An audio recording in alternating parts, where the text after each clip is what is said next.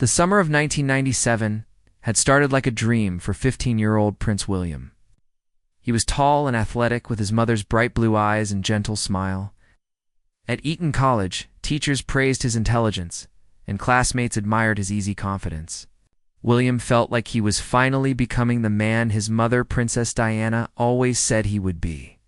Life seemed full of endless possibilities and adventures waiting to happen. William had been counting the days, until his mother returned from her vacation in the south of France with Dodi Fade. Diana had called him just 3 days earlier, her voice bubbling with excitement and happiness. She told William about the beautiful yacht, the crystal blue Mediterranean waters, and how relaxed and free she felt away from the constant pressure of royal life in London. During that phone call, Diana had made William laugh by describing her attempts to water ski. She said she had fallen into the water so many times that Dodi was threatening to make her wear floaties like a little child. William could hear his mother's infectious laughter through the phone and felt warm, knowing she was finally happy after all the sadness of her divorce from his father.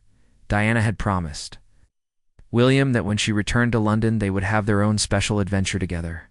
She wanted to take him and Harry somewhere they had never been before, maybe to Africa, to see the wildlife conservation project she supported. William was excited about this trip because his mother always made ordinary places feel magical and extraordinary. That Saturday evening at Balmoral Castle in Scotland, William was reading a book about wildlife photography in his bedroom. He had been thinking about asking his mother to teach him how to use a proper camera so he could document their upcoming African adventure. The castle was quiet and peaceful, with only the sound of wind through the ancient trees outside his window. William loved staying at Balmoral during the summer holidays. The vast Scottish countryside reminded him of fairy tales his mother used to read to him when he was younger. He would spend hours hiking through the hills and fishing in the clear mountain streams. His grandmother, Queen Elizabeth, always seemed more relaxed at Balmoral. And even his grandfather, Prince Philip, was less stern and formal than he was in London. The phone call that would change everything came just after midnight on August 31st. William was almost asleep when he heard urgent voices in the hallway outside his bedroom. At first he thought maybe one of the staff had been taken ill, or there was some kind of emergency with the castle. He had never heard such serious worried voices at Balmoral before. Prince Charles knocked softly on William's bedroom door and came in without waiting for an answer. William sat up in bed immediately because his father's face looked terrible. Charles seemed to have aged 10 years in the few hours since William had seen him at dinner. His eyes were red and swollen, and his hands were shaking as he sat down. On the edge of William's bed, William knew instantly that something catastrophic had happened. His father never came to his room in the middle of the night, and Charles never showed emotion this openly. William felt his heart start beating so fast that he could hear it pounding in his ears. The air in the room felt thick and difficult to breathe. Charles reached out and took William's hand in both of his own. William noticed that his father's hands were ice-cold and trembling. Charles opened his mouth to speak, but no words came out at first. "Oh." He closed his eyes and took a deep breath before trying again. When he finally spoke, his voice was barely above a whisper. There had been a car accident in Paris. Diana and Dodi had been in a car, crashed in a tunnel while trying to escape from photographers who were chasing them.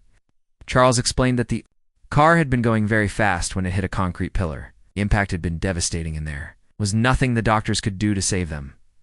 William felt like the entire world had stopped moving. The words his father was saying didn't make any sense. His mother was supposed to be coming home tomorrow. He was supposed to take him on an adventure to Africa. They were supposed to learn photography together and laugh about her water skiing disasters. This had to be some kind of terrible mistake. William demanded to know if the doctors were absolutely certain that his mother was dead. Maybe she was just badly injured and needed more time to recover. Charles shook his head sadly and explained that Diana had died from her injuries despite the best efforts of French doctors and paramedics. There was no doubt and no hope for a miracle. The sound that came from William's throat was not quite a scream and not quite a sob. It was the sound of a heart breaking into a million pieces. He pulled his hand away from his father and pressed both palms against his chest because it felt like his heart was actually physically splitting apart inside his body. William threw off his blankets and jumped out of bed, pacing around his room like a caged animal. Oh. He kept shaking his head and saying no over and over again. This could not be happening. His mother was too young and too full of life to die. She had survived. So much pain and sadness already. She deserved to be happy with Dodie and to see her sons grow up and have families of their own. Charles tried to put his arms around us, William, but the teenager pushed him away roughly. William was angry at his father for bringing this terrible news.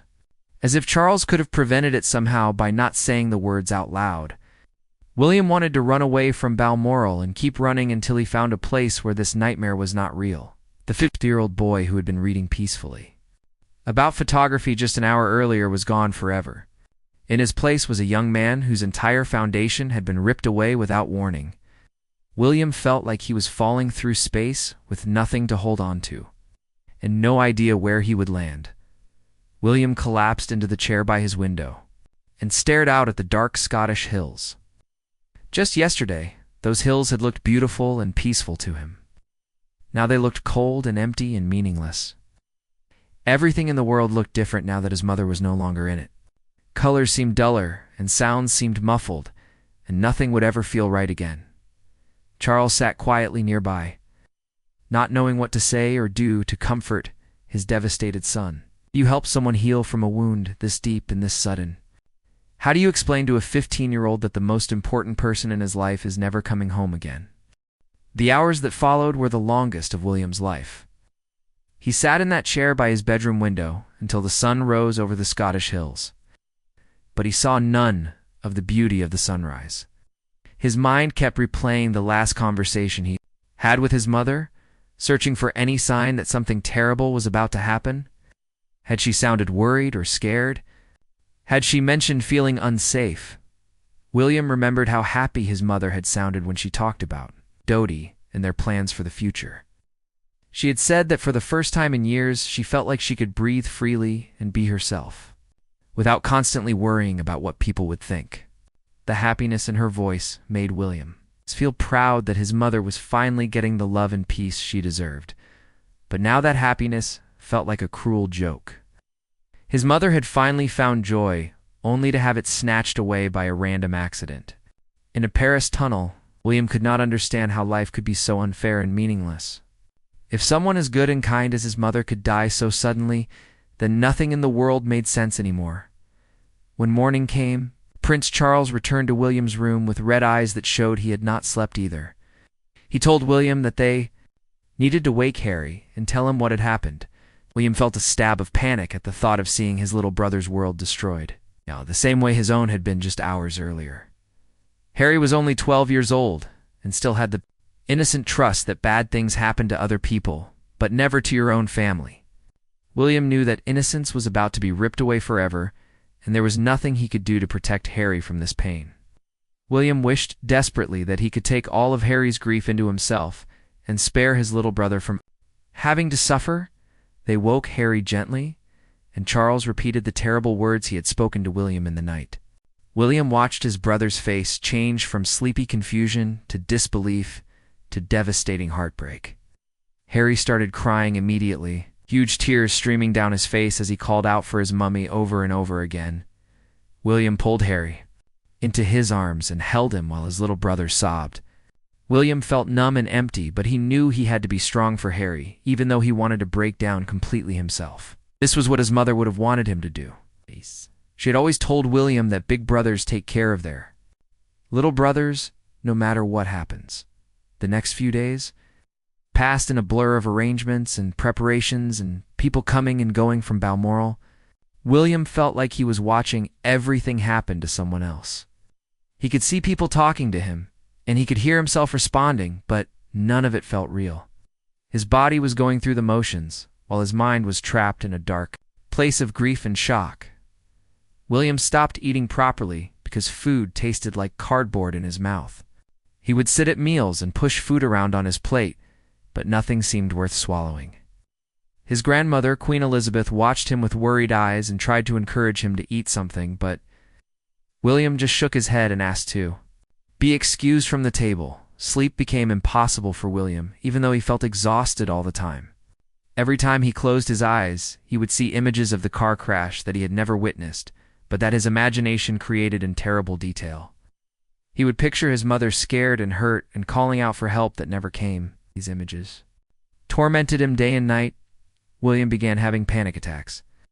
When he thought about the funeral and having to say goodbye to his mother in front of millions of people, the idea of walking behind her coffin while cameras recorded every moment of his grief felt impossible and cruel. He begged his father to let him stay away from the public ceremony and mourn his mother privately. But Prince Charles explained that the royal family had responsibilities to the British people who had loved Diana and wanted to say goodbye to her.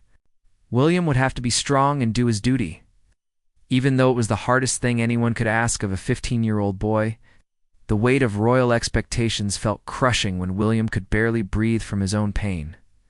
William's relationship with his father became strained during this time because he blamed Charles for his mother's unhappiness during their marriage. William remembered all the times his mother had cried when she thought no one was watching. He remembered the arguments between his parents and the terrible tension in their house when they were still trying to make their marriage work. In William's grief-stricken mind, if his father had been a better husband, then his mother would not have needed to find love with someone else. She would not have been in Paris with Dodi trying to escape the paparazzi who made her life miserable. She would still be alive and safe in London, planning their African adventure together. These angry thoughts toward his father made William feel guilty because he knew Charles was grieving too. But William could not control the rage that burned inside him, alongside the devastating sadness. Someone had to be blamed for this tragedy, and Charles was the easiest target for William's confused and broken heart. William also felt intense hatred toward the paparazzi and journalists who had spent years chasing his mother and making her life difficult. In his mind, they were directly responsible for the accident because they had been pursuing Diana's car when it crashed. Their endless hunger for photographs and stories had literally driven his mother to her death. The teenager who had always been polite and respectful to reporters now refused to speak to any media representatives. When photographers tried to take pictures of him during this time, William would turn away or cover his face with his hands. The sight of cameras made him feel sick and angry in a way he had never experienced before. William began to understand that his grief was not just about losing his mother, but about losing his entire future as he had imagined it. All the plans they had made together would never happen.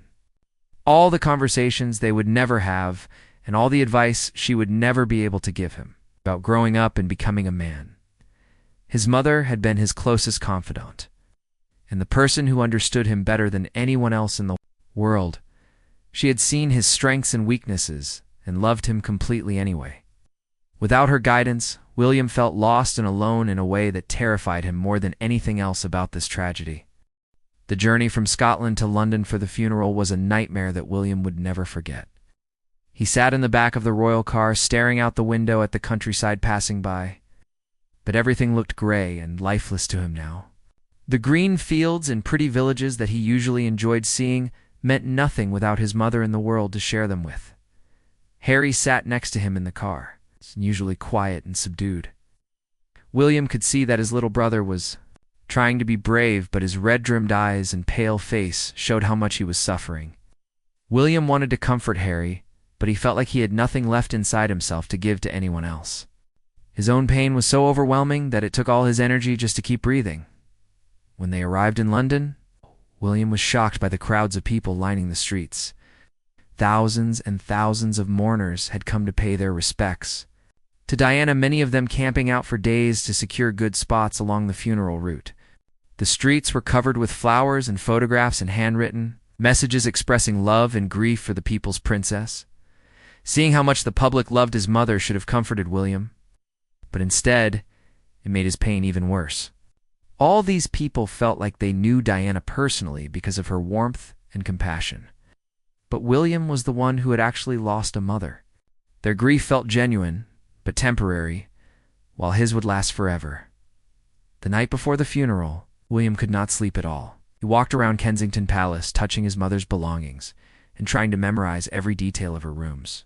Her perfume still lingered in her bedroom, and her clothes still hung in her closets as if she might walk in at any moment and get dressed for another royal engagement. William found a letter. His mother had written to him before leaving for her vacation in France. In it, she talked about how proud she was of the young man he was becoming, and how excited she was about their future adventures together. She promised to always be there for him no matter what challenges he faced in life. Reading those words, knowing she was gone, felt like a knife twisting in William's heart. The morning of September 6, 1997 arrived gray and drizzly, matching William's dark mood perfectly.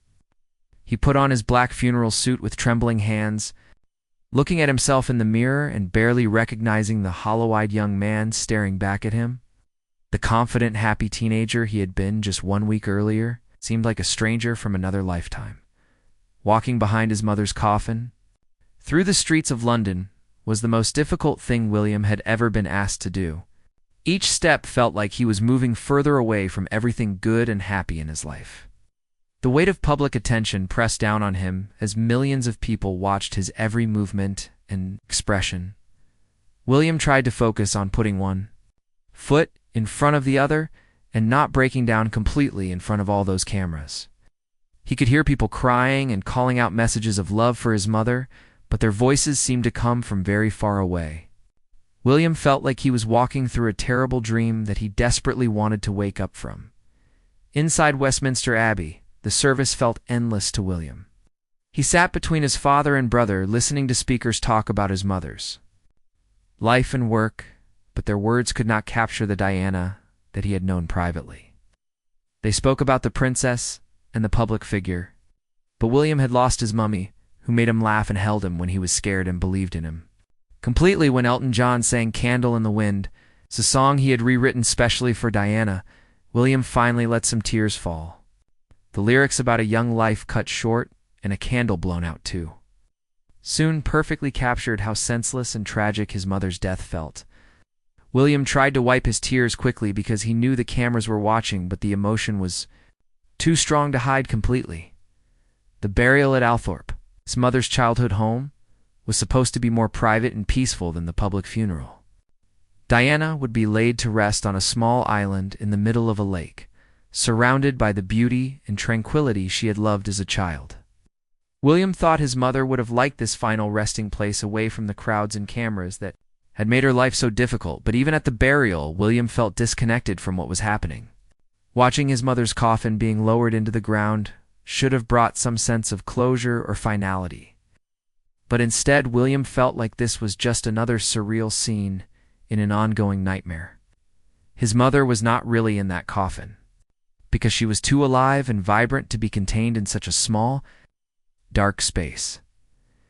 After the burial, William wandered around the grounds of Althorpe, remembering visits there during his childhood. His mother had shown him the tree she used to climb as a little girl and the pond where she fed the ducks. She had been so happy at Althorpe, away from the pressures of royal life and able to just be Diana Spencer instead of the Princess of Wales. That evening back in London, William sat alone in his room at Kensington Palace and tried to understand what his life was supposed to look like now. All his plans and dreams had included his mother as a central figure. She was supposed to help him navigate the challenges of growing up royal. She was supposed to be there when he got married and had children of his own. Without his mother's guidance, William felt completely lost about what kind of person he was supposed to become. Diana had taught him to care about other people and to use his royal position to help those less fortunate. But how could he continue her work when he felt so broken and empty inside? How could he help others when he could not even help himself? William realized that the funeral had not brought him any peace or healing. If anything, the finality of seeing his mother buried made her death feel more real and permanent. There would be no miracle recovery, no last-minute reprieve from this nightmare. Diana was truly gone forever, and William would have to find a way to live without her. The 15-year-old Prince went to bed that night knowing that when he woke up tomorrow, he would still be a boy without a mother. The funeral was over, but his grief was just beginning. The world expected him to move forward and carry on with his royal duties. But William did not know how to take even one step into a future that did not include the most important person in his life. Returning to Eton College after the funeral was like entering a strange new world where William no longer fit. His classmates did not know how to act around him anymore. Some avoided him completely because they were uncomfortable with his grief, while others stared at him with pity and whispered behind his back about the tragic prince who had lost his mother. William's teachers tried to be understanding and patient with him, but they were also concerned about his complete lack of interest in his studies. As a bright student who had always been eager to learn and participate in class, Discussions now sat silently at his desk, staring out the window. His essays went unwritten, and his exam scores dropped dramatically. The subjects that William had once enjoyed now seemed pointless and meaningless to him. Why should he care about history or literature or mathematics, when none of it could bring his mother back or ease the constant pain in his chest? William felt like he was going through the motions of being a student, when really he was just a broken shell of his former self. Sleep remained elusive for William even months after his mother's death. He would lie awake in his dormitory bed listening to his roommates breathing peacefully and feeling jealous that they could find rest when his mind would not stop racing. When he did manage to fall asleep, he was tormented by vivid nightmares about the car crash that had killed his mother in these dreams. William would see the speeding car and the chasing photographers and hear the terrible sound of metal crushing against concrete. Sometimes he dreamed that he was in the car with his mother and could have saved her if only he had been faster or stronger or smarter. These nightmares left him exhausted and emotionally drained during the day. William began skipping meals regularly because food had lost all taste and appeal for him. His friends noticed that he was losing weight and looking gaunt and unhealthy.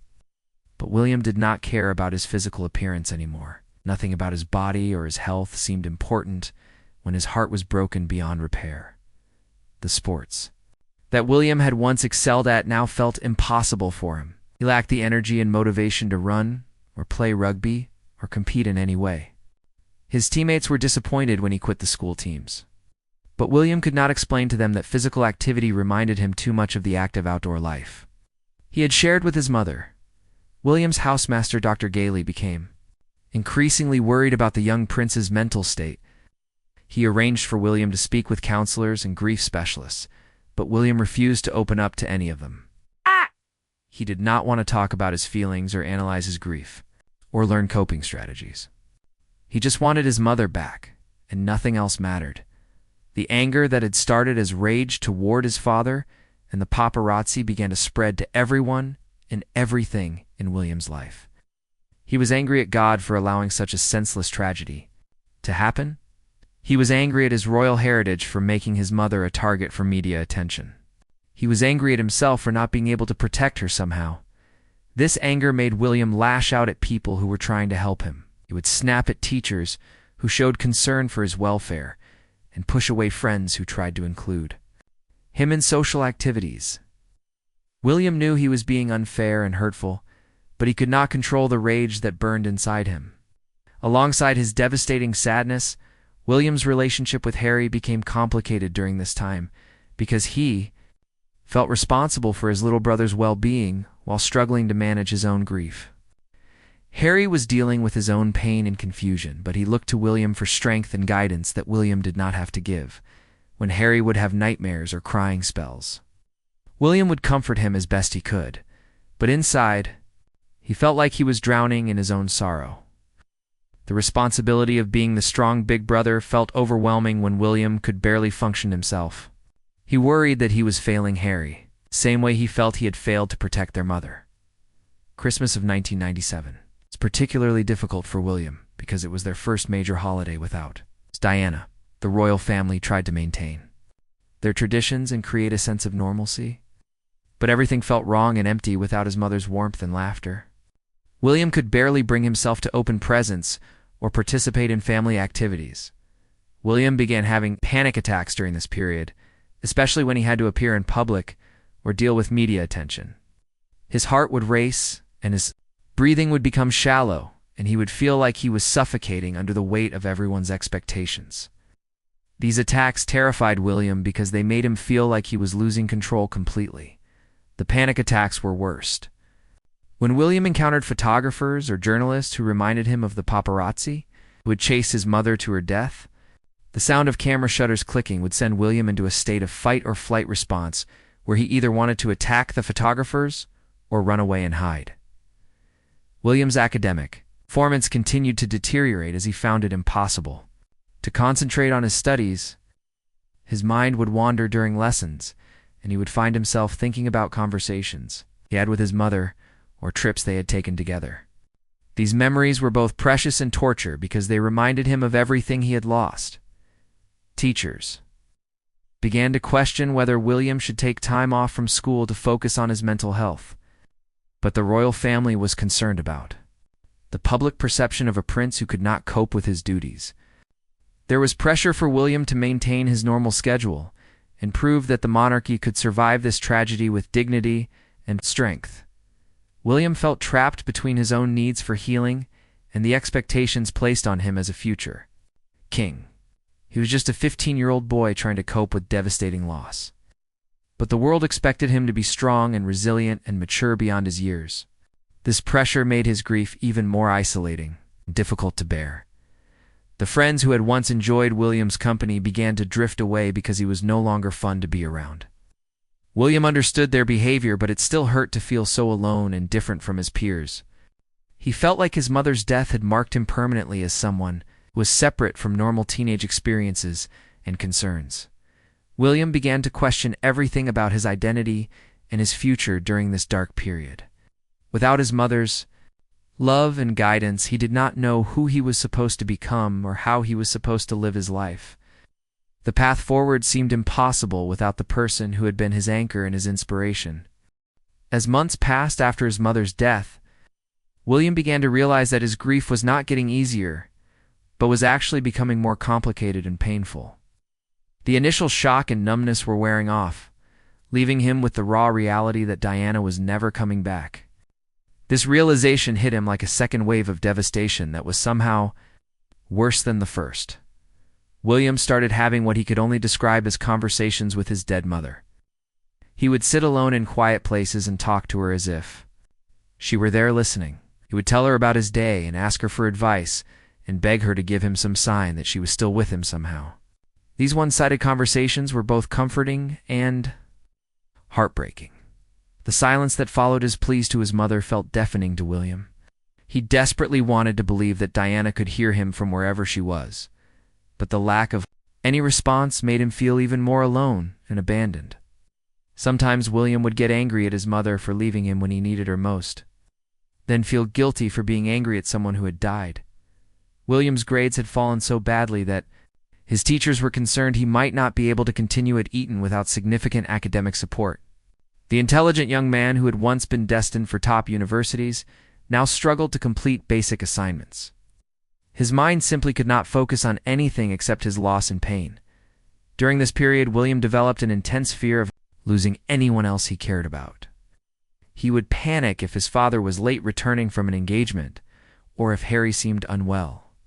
William had learned that terrible things could happen without warning, and he lived in constant anxiety that another tragedy would strike his already broken family. This paranoia about losing people made William start pulling away from relationships. Before others could leave him, he reasoned that if he did not get too close to anyone, then their potential loss would not destroy him again. This self-protective instinct left William feeling isolated, even when he was surrounded by people who cared about him. William began spending hours alone in his mother's old rooms at Kensington Palace whenever he was home from school. He would sit among her belongings and try to feel close to her memory, but often these visits left him feeling worse instead of better. Her empty rooms were a constant reminder that she was gone and would never fill those spaces again. The smell of his mother's perfume still lingered in her bedroom closet, and William would sometimes bury his face in her clothes just to breathe in that familiar scent. These moments provided temporary comfort, but also made the reality of her absence more painful. William felt like he was torturing himself, but could not stop seeking these connections to his mother. William's relationship with his father continued to be strained and difficult during this period. Prince Charles was dealing with his own grief and guilt. While trying to support his sons and manage his royal responsibilities, William's anger toward his father had not diminished, and their interactions were often tense and uncomfortable. Charles tried to reach out to William through shared activities like hunting and fishing, but William found it hard to enjoy anything that reminded him of family bonding. He felt like his father was trying to replace his mother's role in their relationship, which seemed impossible and almost insulting to Diana's memory. The media attention surrounding William's grief became another source of stress and anger for him. Photographers would try to capture pictures of him looking sad or broken, and newspapers would speculate about his emotional state and mental health. William felt like his private pain was being turned into public entertainment. William developed a deep hatred for cameras and journalists that would affect him for years to come.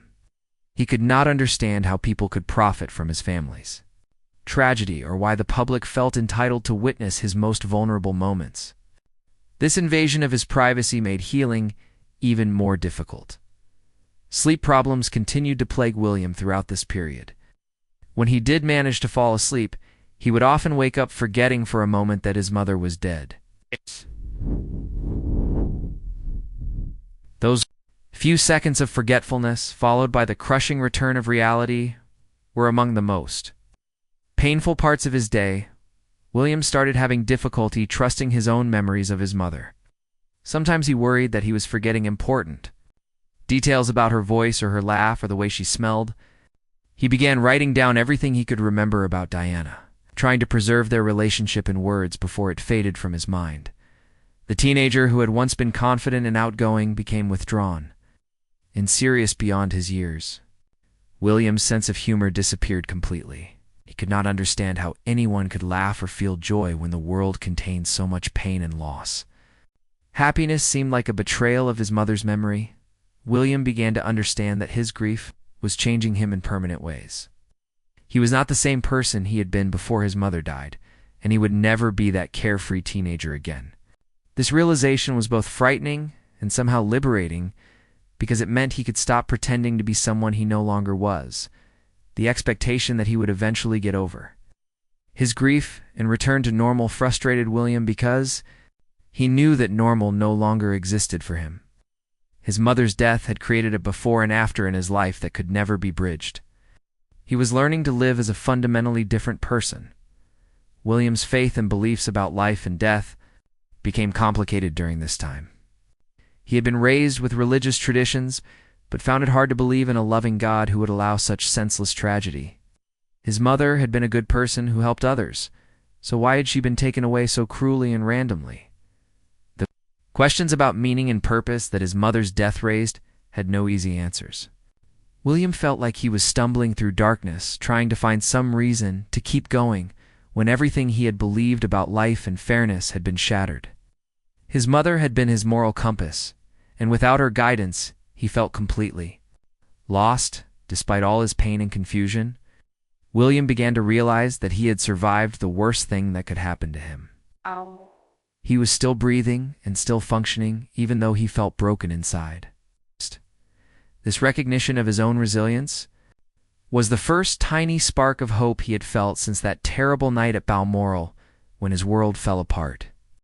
Nearly 2 years after his mother's death, William was 17 years old and still struggling with the devastating impact of his loss. The initial crisis had passed, but the deep emotional damage remained like a wound that refused to heal properly. William had learned to function in his daily life, but the joy and enthusiasm that had once defined him seemed gone forever. William's academic performance had stabilized somewhat, but he was no longer the outstanding student he had been before. Tragedy struck his life. His teachers understood that he was doing his best under impossible circumstances. But William felt like he was disappointing everyone, including his mother, who had always been so proud of his intelligence and potential. The relationship between William and his father had begun to improve slowly as they both learned to navigate their grief together. Charles had realized that pushing William to move on too quickly was counterproductive, and he started simply being present for his son without trying to fix everything. This patient approach helped William feel less pressured and more supported. During quiet conversations with his father, William began to understand that Charles was also struggling with guilt and regret about his marriage to Diana. Charles shared his own pain about the way things had ended between him and Diana, and William started to see his father as another, grieving person rather than just the target of his anger. William's protective relationship with Harry continued to be both a source of strength and a burden for him. Harry was now 14 and dealing with his own complicated teenage emotions on top of his grief for their mother. William often felt overwhelmed by the responsibility of being both brother and a substitute parent to Harry. But watching Harry grow and develop his own personality also gave William glimpses of hope and pride that reminded him of positive emotions he thought he had lost forever.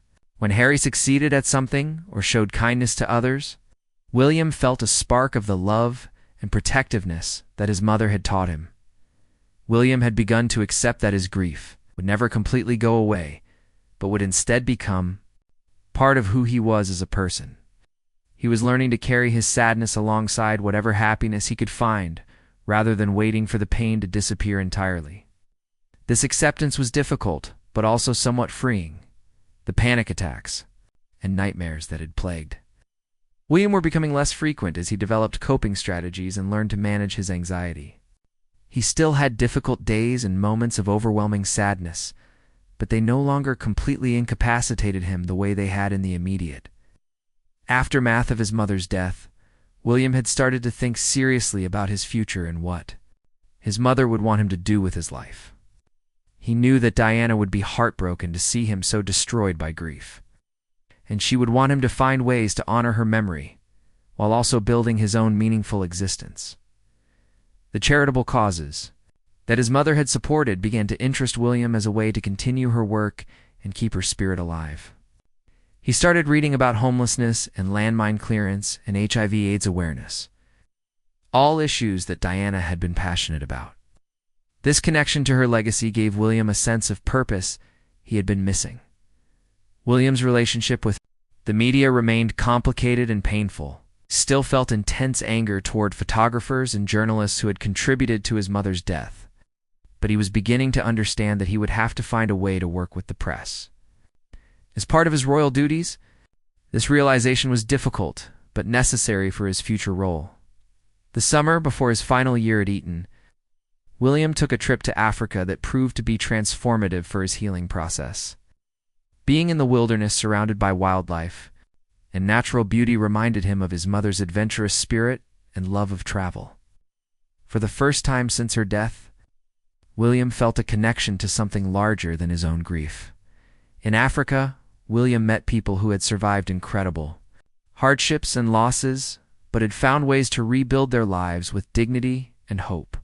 Their resilience inspired William and showed him that it was possible to carry pain while still finding meaning and joy in existence. These encounters planted seeds of healing that would continue to grow. William began to understand that his mother's death had given him a unique perspective on suffering that could help him connect with others who were struggling. His own experience of devastating loss made him more compassionate and empathetic toward people facing their own tragedies and challenges. During his final year at Eton, William started to show signs of the confident young man he was becoming.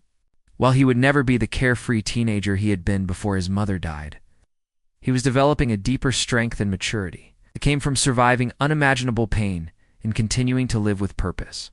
William's academic performance improved.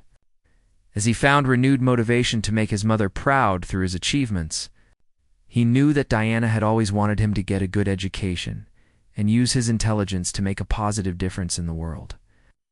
Her expectations for him became a driving force in his recovery.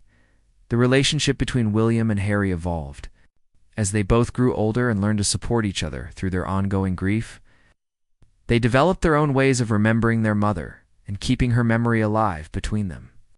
These shared rituals and conversations helped both brothers feel less alone in their loss. William began to have moments of genuine happiness and laughter again, though they were often followed by guilt about feeling good when his mother was dead. Learning to accept that he deserved to experience joy even after such a terrible loss was an important part of his healing journey. As William prepared to graduate from Eton and move on to the next phase of his life, he reflected on how much he had changed since that terrible night at Balmoral when his world fell apart. The destruction of his innocence and security had been complete, but from that devastation he was slowly building a new identity. William realized that his mother's death taught him lessons about resilience, compassion, and the preciousness of life that would guide him for the rest of his existence. While he would always wish she could be there to share his achievements and milestones, he carried her love and values within him as a permanent part of who he was becoming. The young man who graduated from Eton was fundamentally different from the boy who had entered the school years earlier.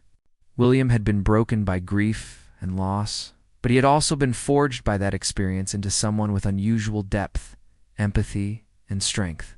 His mother's death had destroyed his childhood, but it had also created the foundation for the kind of leader and person Diana would have wanted him to become. William understood that his grief would always be part of him, but it no longer defined him completely. He was learning to honor his mother's memory while also building his own life and identity separate from the tragedy that had shaped his adolescence. The destruction was real and permanent, but so was his capacity for growth and healing. As William looked toward his future at university and beyond, he carried with him both the devastating pain of his loss and the unshakable love his mother had given him. The boy who had been destroyed by Diana's death was gone forever, but the man who emerged from that destruction would spend his life proving that love and resilience could triumph over even the most terrible tragedies.